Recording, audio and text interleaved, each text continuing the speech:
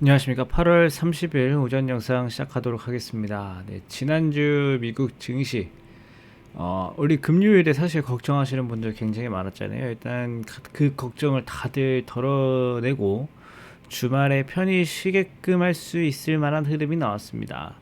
일단 뭐 잭슨홀 미팅 이제 이야기인데요.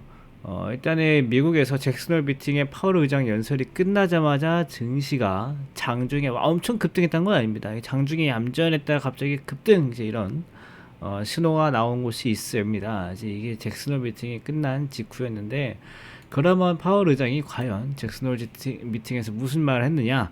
일단은 파월 의장의 발언 이후에 주식도 올라가고 유가는 올라가면서 이 위험 자산은 상승하고요. 달러와 채권, 금값은 하락하는 안전 자산의 하락.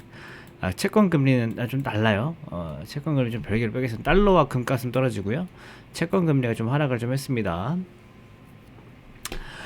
일단 파월 의장이 테이퍼링은 연내에 실시를 해야 한다라고 일단 얘기했습니다. 일단은 뭐 언제 할지 모른다라는 불확실성을 여기서 먼저 한번 해소를 좀 시켜주고요. 그 다음에 다만 테이퍼링이 금리 인상을 이야기하는 것은 아니다. 그러니까 우리나라가 저번 주에 금리를 인상했잖아요. 사실 이것을 비판할 수도 있는 내용입니다. 꼭 이 경기가 다시 수축을 시키기 위해서 금리를 올릴 필요는 없다라는 얘기예요. 금리 인상 말고도 다른 통화 정책들이 있다라고 얘기를 하는 거다라고 보면 좋을 것 같고요. 그리고 연내 기준금리 인상을 하기에는 좀 이르다는 얘기예요. 그러니까 올해 테이퍼링을 하겠지만 테이퍼링 금리 인상이 아니다. 그 말은 올해 금리 인상 가능성이 적으니까 이런 말을 할 수가 있는 겁니다. 그러니까 테이퍼링을 하자마자 그달 FOMC에서 이번엔 금리까지 올리겠습니다라고 하면 이 말이 다 틀려지거든요. 그래서 사실 신중할 수 있는 말이었는데 테이퍼링이 금리 인상 아니고 올해 테이퍼링 하겠다라는 얘기는 뭐 오히려 금리 인상에 대해서는 올해에 있을 만한 것은 아니다라고 이야기를 한다라고 보면 좋을 것 같고요. 이제 금리 인상에는 또 수많은 변수들이 있다. 그리고 이제 인플레이션은 현재 되게 일시적인 현상이고 지금 파월 의장이 보고 있는 거는 노동시장이다라고 이제 이야기를 했고요. 또 미국 경제가 지금 좋아지고 있는데 이 상황에서 델타 변이가 이제 문제가 될지 안 될지는 아직 지켜봐야 되는 단계. 그러니까 지금 시장이 델타 변이에 이렇게 막 영향을 받고 있냐 안 받고 있냐도 중요했는데 아직은 좀 지켜봐야 될 단계다. 그러니까 심각성에 대해서 얘기하진 않았고요. 그냥 지금 이제 아직은 봐야 되는 보고 그리고 전체적으로는 테이퍼링을 한다 안 한다 이런 뭐 단호한 어조가 아니고 시장이 지금 생각하고 있는 이 불안한 요소들만 좀 해결시켜 줄 수 있을 만한 어떻게 보면 좋은 연설이었다라고 보면 좋을 것 같아요. 그러니까 테이퍼링, 근데 파월 의장이 가장 하고 싶었던 말이 그건 것 같습니다. 테이퍼링이 금리 인상 아니다. 그러니까 시장에서 테이퍼링에 대해서 너무 경계하지 말아라라는 메시지를 주고 싶은 거죠.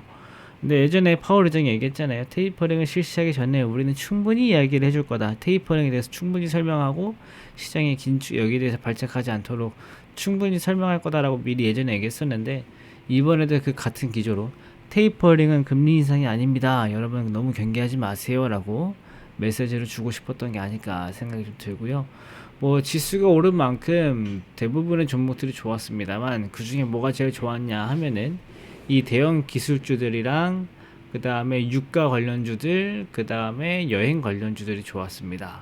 참고하시면 좋을 것 같고, 일단 우리나라 증시 잭슨홀 미팅 관련해서 일단 반등으로 시작은 하겠죠. 반등으로 시작을 하겠고, 그리고 다만 우리나라의 지금 문제는 반도체 업종과 이 자동차 업종에서 나오고 있는 이 공급 문제, 이 공급 쇼티지 문제가 아직 회복세를 못 보였는데 일단 뭐 주 후반으로 갈수록 상승 탄력이 좀 둔화될 가능성을 좀 있으니까 이거 정도만 좀 체크하시면 좋을 것 같고 다만 이 공급 문제도 조금은 풀려갈 가능성은 있습니다. 그러니까 공급이 사실 우리나라 자체 내에서 못 만든다라고 하는 게 아니고 우리나라에서 못 만드는 그 이유가 지금 해외에서 재료가 수급이 안 되기 때문이거든요. 그럼 그 해외가 바로 동남아예요.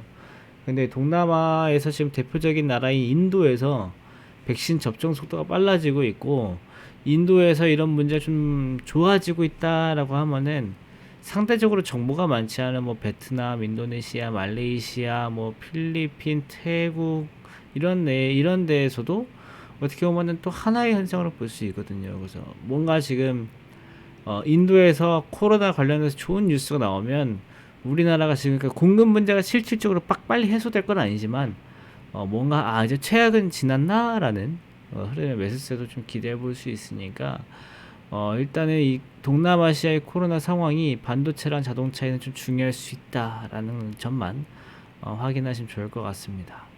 그래서 일단은 지난주 금요일날 좋았으니까 우리 주 초반 반등 시도할 거고요.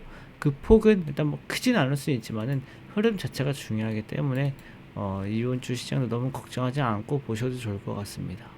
일단 오늘까지 이번 주까지 상승 나오면은 2주 전에 하락 나온 것은 대부분 한 7할 정도는 다 회복이 될 것 같다라는 생각이 드니까 좀 긍정적으로 보시면 좋을 것 같아요. 그래서 오늘도 이번 한 주도 고생하시고 저는 이따 오후 때 뵙겠습니다. 감사합니다.